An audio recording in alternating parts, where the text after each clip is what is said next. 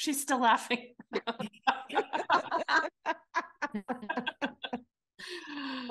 That's so funny.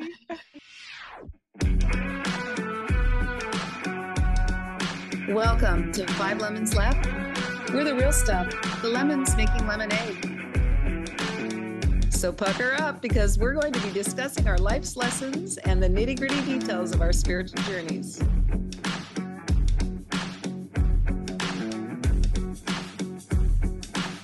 Hey y'all, I'm Amanda. And I'm Drusilla. I'm Melissa. Hello, this is Morgan.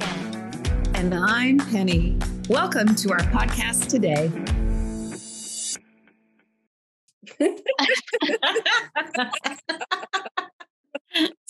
Oh, welcome all. Welcome all. Today we have a very special guest, Linda. She is part of the Power of Love Ministry, and we love having her here. In just a few minutes, I'll kick it over to her, and she's going to introduce herself, give a little background. And today's topic, we are talking about attack and defend. And it came from last week. We were talking about Mother's Day, mothering mothers, all kinds of fun stuff. And Melissa, who isn't here, Melissa or Penny isn't here. So just a shout out to them. We miss you and we're looking forward to having you back next week. So Melissa, you are here with us, and Penny, you are too. Melissa brought up last week, she said that really loving her mother without trying to change her. And it really struck a chord, oh my goodness, I'm sitting here saying that I want to not judge anybody and love unconditionally. And when I think about some close people in my lives, I love them and I think that they should be different. It's just, I've been thinking about this all week. And then that really leads to how, is trying to change them, attacking them is trying, and then me defending why I want them to change. It's just a great topic. And Linda, thank you so much for being here. And please introduce yourself and then give us your thoughts on our topic today. Yeah, thanks for having me. I'm so excited. I feel like I've known y'all since you were babies, since you first came into the ministry. Spiritual babies. Yeah, exactly. So I've been in this community since 2013 and spiritual counselor certified in 2018. I have a Course in Miracles study group that's been going for almost 5 years now. I can't believe that. Wow. And I just love what I do. And I love that we get to have these spiritual conversations. So when Morgan sent me the topic, I'm like, oh, I'm all over that. So gosh, there's so many stories floating in my head. The one that is, that popped into my head first is about my mom. She transitioned in 2020 after a long time illness of heart and kidney disease due to diabetes. And she had cancer twice. She was she's been through some stuff, right? Yeah. So she and I worked in holistic health for 8 years. So I thought I knew all this stuff. Yeah. So I'm trying to get her to drink these smoothies that I'm making because she doesn't get enough fruits and vegetables. She mostly ate pretzels and hamburgers and KFC. And so I would make her these smoothies out of these super expensive organic ingredients and bring them to her house. And she hated them. She absolutely hated them. And of course, I'm defending it. Right. Just pretend it's medicine. Drink a juice glass full of it every day. You don't have to drink the whole thing. Defending it over and over again, because I knew I was right, that she needed to have this nutrition in her, right? And it was, it kind of slapped me in the face, the reality of what I was doing. They only lived a couple blocks away from me. And so one day I went over there.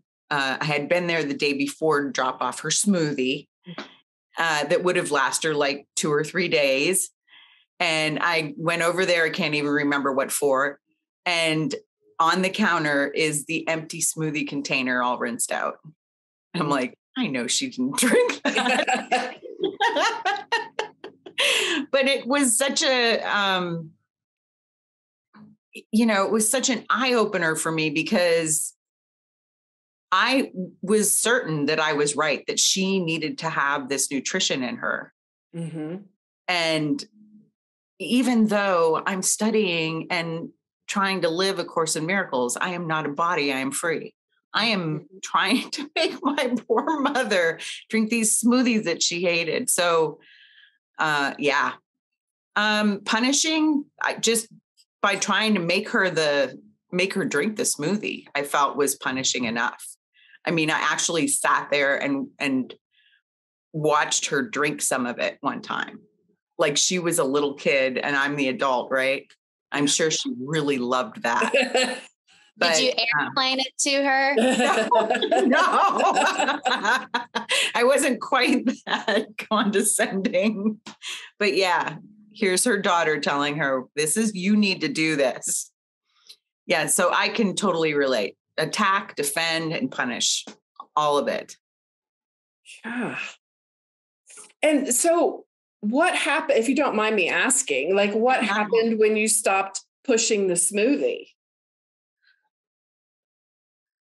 I just kind of resigned myself to allowing her to eat and drink whatever she was going to eat and drink. Mm-hmm. It got a little more challenging after my dad suddenly passed, and my sister and I, mostly me, because my sister lives an hour and a half away, were taking care of her. Mm-hmm. And not realizing how intense her dementia had gotten, because my dad did so well hiding it from us. Like he thought he was protecting us from that. And but we really realized quite quickly that she needed more help than just the two of us could give her, and we had to bring people in. But sorry, I got a little sidetracked there. Yeah.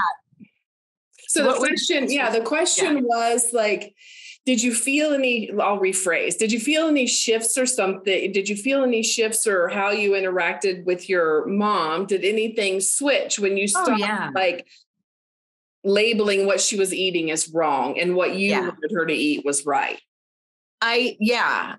Because even though there was still a part of me that really didn't want her eating KFC 2 or 3 times a week, or really didn't want to see her just eating a whole bag of pretzels every other day because, it was too much for her. She couldn't remember that she didn't eat. And so when she was hungry, she would just go to the cupboard and get the pretzels. Mm-hmm. So I feel like I shifted my mind partly around letting go of the idea that she needed to eat what I thought she should eat, and partly around realizing that her brain was just not working the way that a normal brain would, because you would ask her a question and it would seem like she was lying to you. But what it was is because what dementia and Alzheimer's and all other memory brain injuries do is their brains will automatically go to something that seems to make sense to them. And so that's what they tell you. So I had to let go of a lot of, had to let go of a lot of things, but letting go of, thinking I needed to be in control of what she was eating, it made me treat her more like an adult with respect and allow her to have dignity, you know? Yeah. Yeah. Big lesson.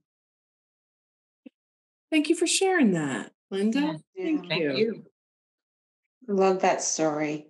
I love the stories where it shifts. So it's so obvious to shift because the healing was for you and your judgment thoughts and not for your mother, right? Exactly.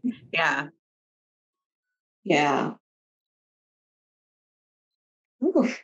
Yeah. And I remember, I think Jennifer maybe teaches us this in class that like, it's not really very loving to think you know best for someone else. Like you're stripping them of their innate wisdom and power and connection with the divine, like thinking that it's only for me. I'm the only one who has that connection and can intuit what is best for you. And that's not like, it's not loving when you look at it that way. Of course, we are doing all of these things not fully conscious of the subtle meanings behind it. But when you look at it that way, you're like, oh shit, I don't want to do that to the people I love.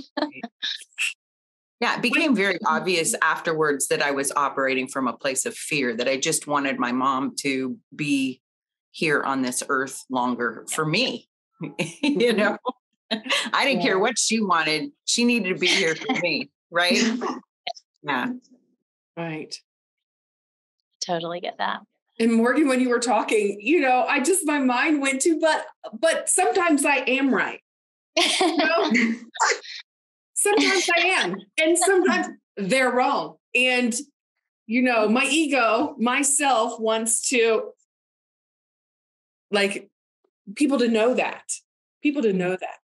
Like, I can't think of the circumstance right now, but I remember something, it was a couple of days ago, and my mind started wandering back to, like I said, I don't even remember, but it was like years ago.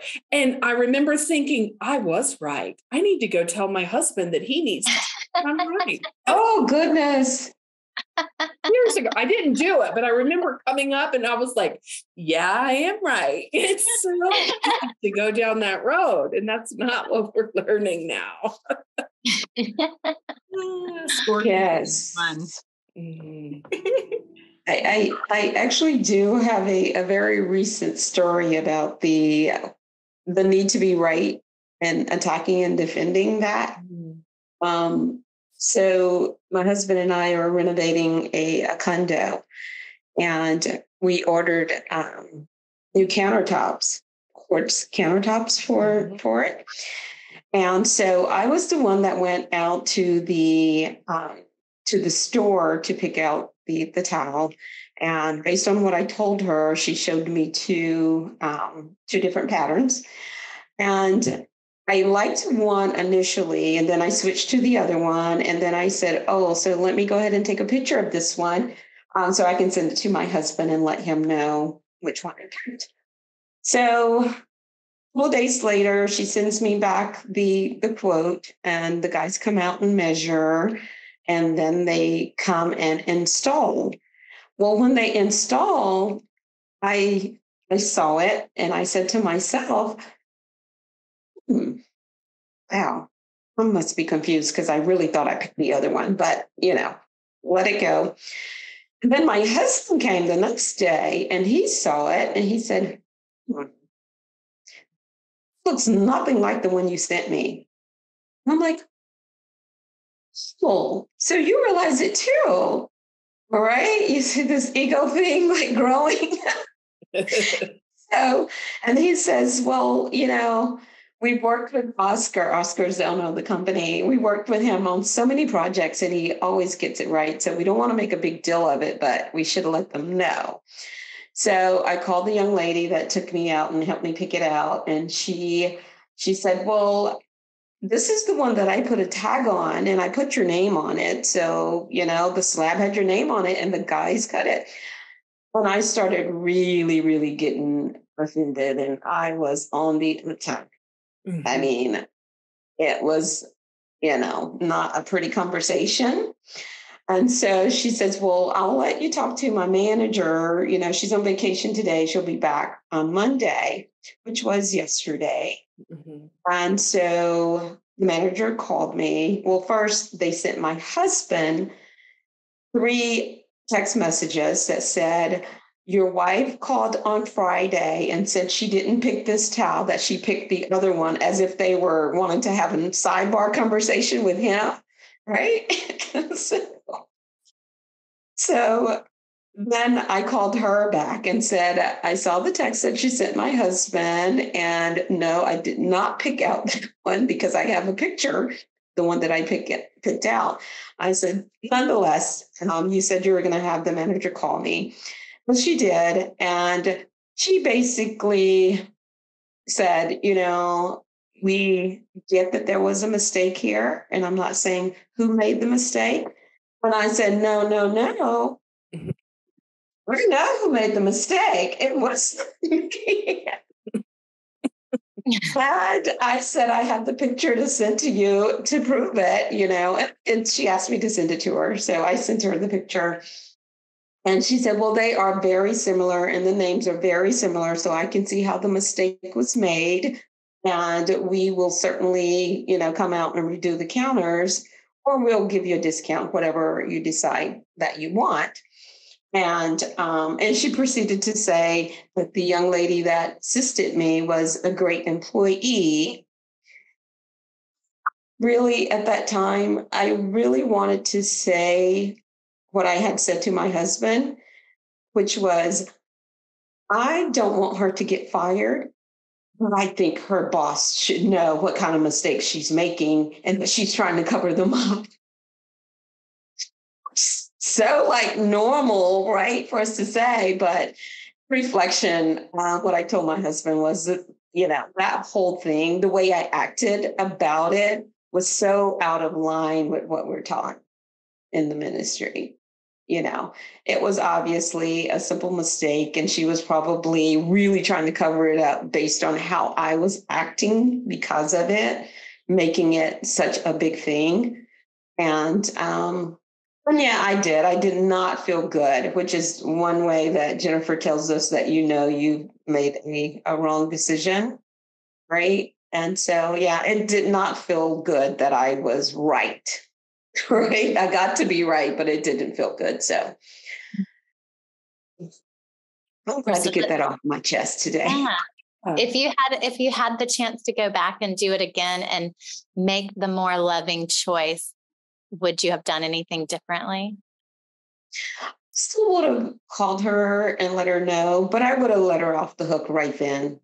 And chances are when I've done that, when I've acted and made the right decision in the moment, that manager probably would have just called me back and said, you know, tell me what's going on. Is there anything we can do? You know? Yeah.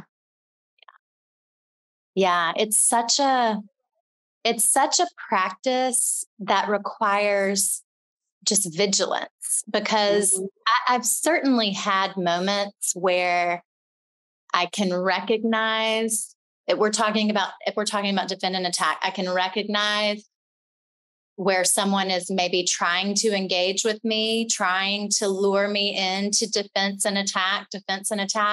And I've been able to sidestep it and stay in my loving heart. But that is not my normal response. And I mean, yeah. And it's just it's just one of these basic A Course in Miracles or any spiritual principle, really, that it is really beneficial to revisit over and over and over again, because it requires so much vigilance. We get the opportunity to practice almost every single day. I do. Anyway. Yes. So yeah, I guess like when we miss the opportunity, which not that we can miss the opportunity, but just when we miss the opportunity to make the loving choice in the moment, I stumbled across this quote from Ken Wapnick that says, you don't have to practice being kind it will just come. What you practice is forgiving yourself for being unkind. That's the practice. And I just think that's so helpful. Like, yeah. And like, how do you,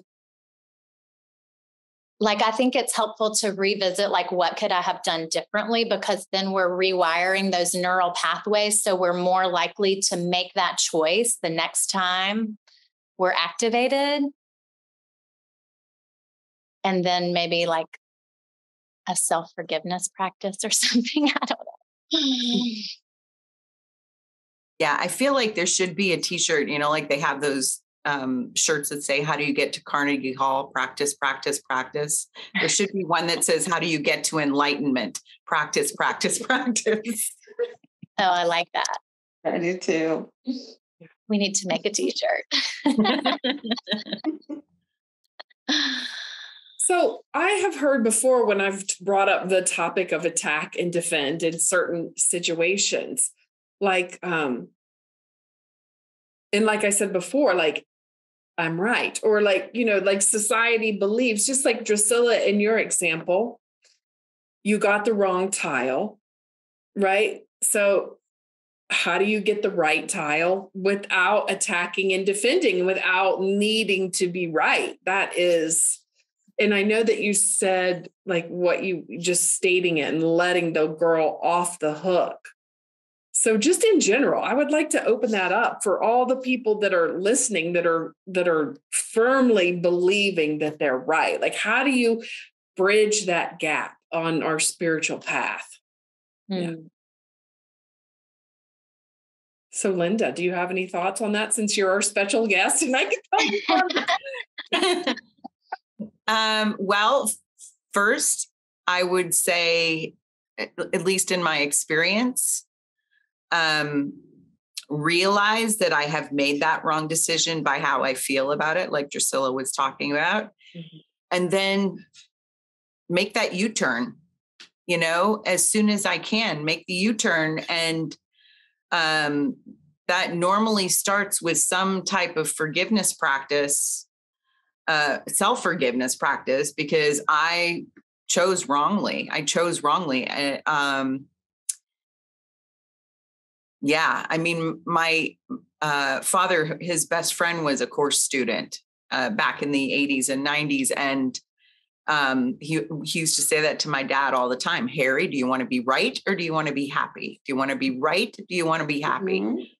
And it's funny because the Christmas that my dad passed away, this again was before we realized how bad my mom's dementia was. She ordered us Christmas gifts from Amazon, supposedly from our wish list. And one of the things that she ordered for me was a t-shirt that said, "I'm not wrong, I'm Linda." And I said, I feel like that was from my dad, that was his way of saying, do you want to be right or do you want to be happy? But yeah, as soon as I realize that I'm having that feeling of I'm out of my peace right now, I'm not feeling centered and grounded. And, it's, first of all, it's time for me to put my hand on my heart and take some nice deep breaths, and say a prayer so that I can connect again with my higher self and, just ask Spirit, what is mine to do now? Should I write a forgiveness letter? How about, maybe go for a walk and cool off if I'm still in the moment, still in the feelings of it, because I don't want to bypass how I'm feeling about being right. But yeah, just making that U-turn once I feel how I'm feeling. Yeah. Thank you, Linda. A little roadmap to get back to peace. I like you say, to be at peace too. If you're not at peace, how do you get back to that feeling? Yeah. One thing I can remember Jennifer saying in one of her podcasts that made so much sense to me is that when we're forcing the rightness, and when our thoughts are, it doesn't change what actually happened. whether they think you're right or if they think they're right. It doesn't really change, anything. And so that really, really, kind of gave me pause on arguing and debating with people a lot, in which I am really, really good at it. Yeah. I'm next to the youngest of 10 kids, so you kind of grow up with that, right? And so, but yeah, so that really, I'm like, even with my husband, it's like, it doesn't really change anything. We go back to being the same people. It doesn't really affect anything to be right and for them to acknowledge that you're right, or, it just feeds the ego, if anything. And that's what we don't want to do, right? Yeah. Yeah. So that's always been helpful for me ever since I heard her say that. Mm-hmm. I love that. I do too. And I don't remember that, Drusilla, so thank you. that reminds me of this other quote that is from Tina Spalding. And it says, "There's no need to argue. If you find yourself in a situation in which an argument is beginning to boil, sit back for a moment and think about what it's for. If it's to defend your ego's opinion, you don't need to proceed, because as a student of divine bliss, you don't want to strengthen your ego. And if you're getting into an argument for truth's sake, do not bother, because the truth needs no defense. And it certainly does not want you to attack another for its sake." Yeah. And that's what I did. Yeah. And I think back to Amanda's question, like, you have to give up the outcome. So you may get the tile that you want, and you may not get the tile that you want. And that's the tricky part for the ego to come to terms with, I think. Yeah. Yeah. And in the moment, it was not about that towel, because obviously I saw it before my husband did, and I was okay with it, right? And I even told him that, I'm like, it's okay, it's fine. And I knew, I knew it wasn't about that. It was about being right. It was about, building up that ego self. Yeah, for sure. So what about like trying to change the people in our lives, or you're not accepting them how they are? Morgan, I think you had a story about that you wanted to share. I do have a story about that. I just had this awareness, I guess it's been about 3 weeks ago or so now, that I was judging John Mark's anger and his reactivity, not even towards me, just towards life and towards things coming at him and appearing to go wrong in his experience, and the way that he reacted with anger. I was judging it. So I wouldn't usually engage when he would get in a bad mood and have an angry reaction to something.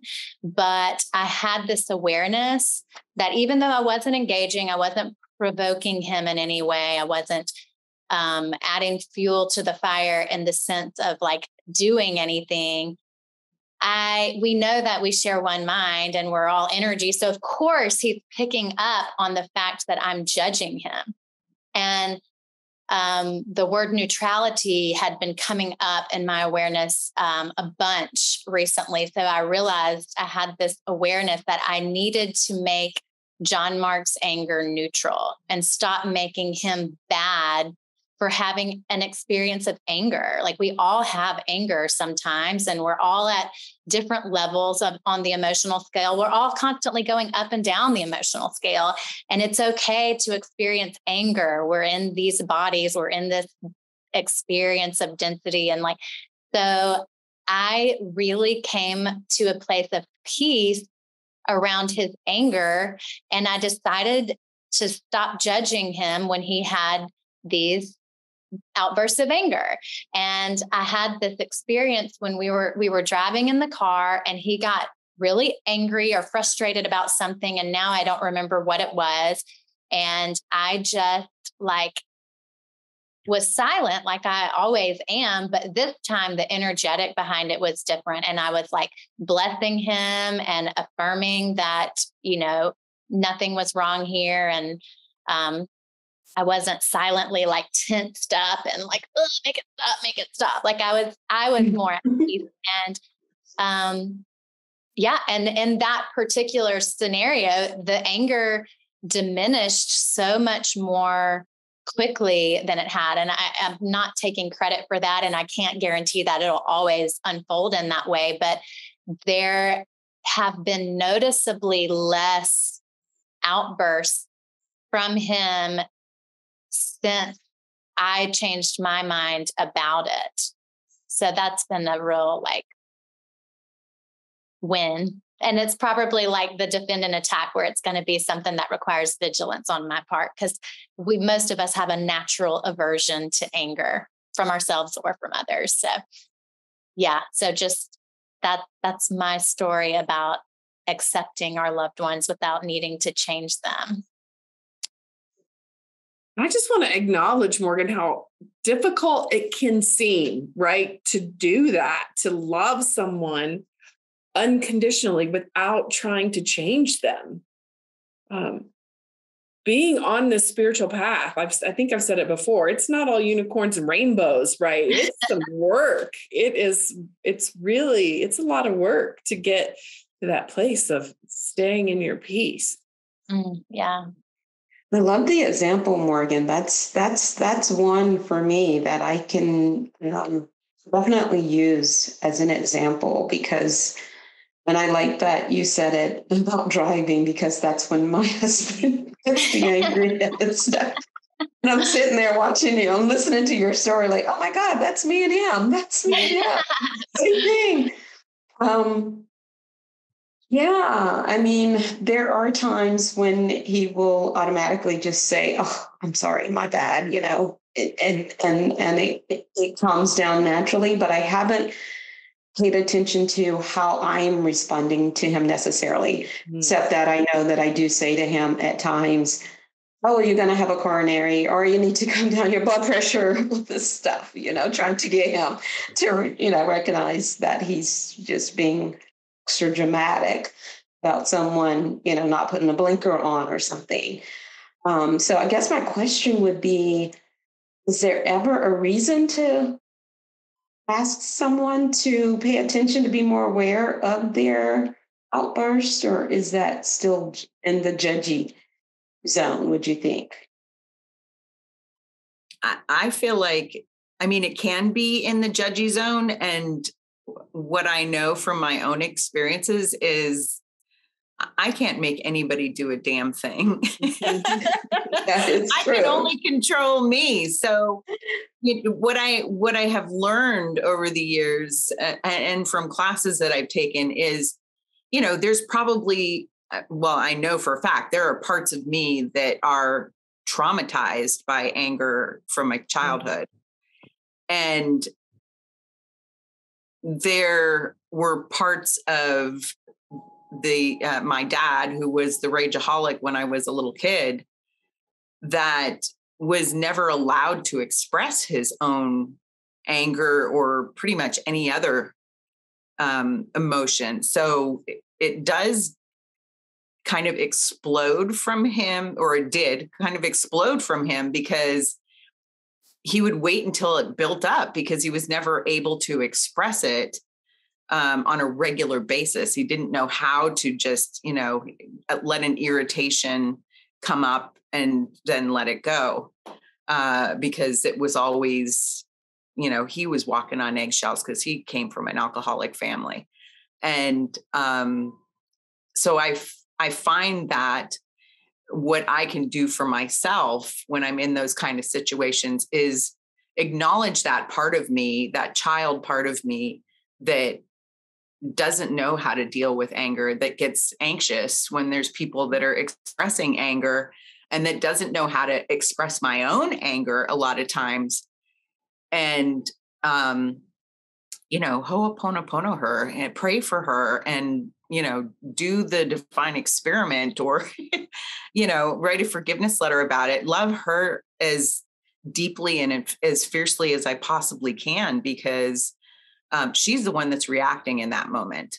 And when I can love her enough so that if somebody else is expressing anger, she's not triggered, then I'm not going to add that energy to the space. Yeah. When you're sharing about that, it makes me think of, and it also ties back into my story with John Mark. It makes me think of a child and how they process emotions so quickly if there's no resistance. If you let them have their temper tantrum, then 5 seconds later, they're hopping up and bouncing and ready for ice cream. And in a sense, that's what happened with John Mark when I let go of resistance to the situation. Yes. So it's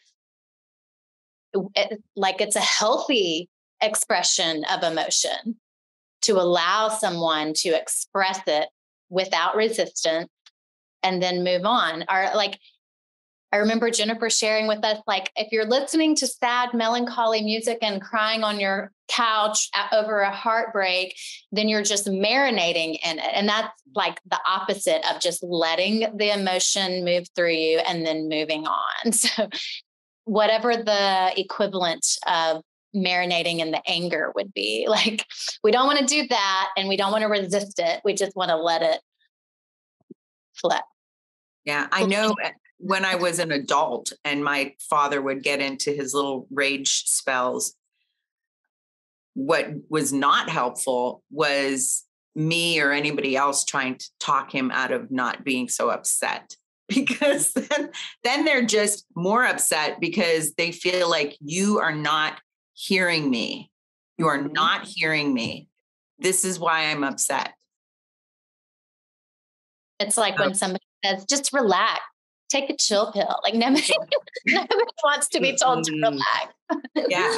But I feel like that, we're so used to, growing up as children being told, don't feel what you're feeling, you don't need to cry over that, or don't be so loud and excited and happy about that. And, stop jumping up and down and let it all out, people. Just let it out. My husband Mike will just every once in a while, just to get my goat, will go, calm down. Like, right. Cause that is the opposite. It's like, those words should just be erased from the whole husband and wife vocabulary. I agree. One of John Mark's friends used to tell me to be cool, be cool. Oh my God, it got me every time. I wanted to come out of my skin and scratch his face. Oh, and Drusilla, like when you ask the question, like, is there ever a time where you should correct someone or whatever? I was like, I feel personally attacked because I'm sitting here going, yes, there is. But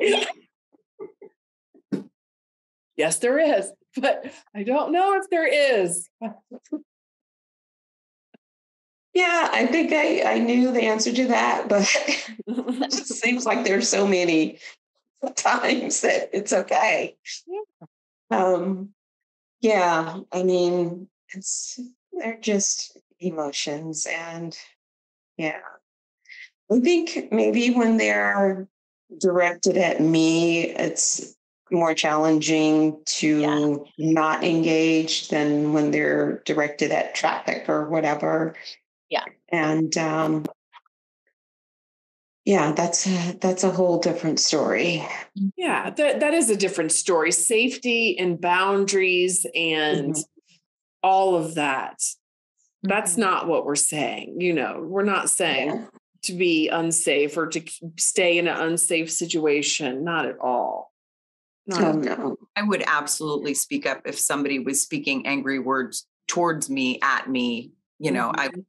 At this point, finally, I would feel strong enough to say, please don't speak to me like that. Mm-hmm. I don't deserve to be talked to like that. Yeah. That is a whole nother episode, using our voice, isn't it? Right? Yes. Yeah. That is a whole nother episode.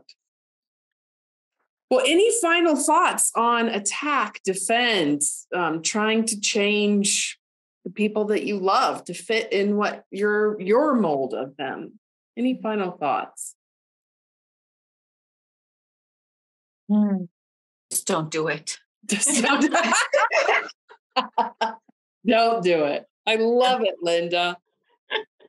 So, Linda, please tell our audience like how they can get in touch with you, what you do, any events you have coming up, please. And we'll also put it in however we do that, put it in our description. So they can do that too. Morgan's in charge of that, everybody. Yeah, I appreciate that. Well, I have my A Course in Miracles study group every Tuesday. It's free. I do take love donations if people feel that they would like to tithe, if they're benefiting from it. It's recorded, so you can watch or listen from YouTube. You can reach out to me, Linda Soto Counseling at gmail.com. You could text or call me and leave a message at 1+1-814-585. Wait a minute. I don't have to say my own phone number. Oh my gosh. Yeah. We can post it in the thank you. podcast description. Yeah, absolutely. 528-8087. Sorry about that. 814-528-8087. I am working on doing a weekly group counseling thing around A Course in Miracles, probably sometime in the fall. Right now, I'm mostly focused on cleaning up stuff from the past and my son who's getting married in the beginning of July. So just you can find me on Facebook, Linda L. Soto, or Lean on Me with Linda, and you'll find more information there when it becomes available. So yeah, thanks for having me today. It was fun. Well, thank you. Thank you. So just to be clear, the email and the phone number that you listed is how people can reach you if they'd like to have a one-on-one counseling session with you? Absolutely. Yeah. So they can, I do spiritual counseling. I also do what I call LeanOnMe Sessions. I will create and that's what the questionnaire is for that you were talking about earlier yesterday. I create a program based on the answers that you give me and when I intuit from spirit. After I read what you wrote and, go into my loving heart, a 90-minute program that includes prayer and meditation and spoken word or singing, some movement, some dancing, and then gives you some homework, maybe rituals or some kind of writing to do afterwards. And just all the different ways that you can tap into what is stuck within you that is holding you back from living the life that you would like to live. So, and both sessions, the spiritual counseling is 45 to 60 minutes. The Lean on Me sessions are 90 minutes, but they're both $100 because I feel like if somebody signs up for the Lean on Me, it takes an amount of courage to do that because it's not something that everybody else does. So yeah. And I do locally drum circles, facilitate drum circles. Where do you live? I'm in Erie, Pennsylvania. Yep. So if you're in Northwestern PA, come on down. Come right down. Right near Lake Erie. Thank you. And we'll put all that information in our, on this episode as well. Yeah. Awesome. Thank you. Yeah. All right. Are we wrapping? We're wrapping it up.